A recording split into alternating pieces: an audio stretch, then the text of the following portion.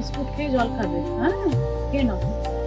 প্রচন্ড গরম পড়েছে, বাইরে তীব্র দাবদাহ। দেখুন বাইরেটা কিরকম দেখা যাচ্ছে, সাংঘাতিক রোদ। এখানে এই সকাল থেকে কাক, শালিক, পায়রা এরা সবাই আসে। অনেক সময় ভাতটা তো দিই, আবার এই বিস্কুট এরা যেরকম প্রচন্ড পছন্দ করে সেরকমও রাখি। আর রাখি জল। আর এই যে আমার কাচ্চু, এর দুটো জোড়া আছে, কাচ্চু আর বাচ্চু।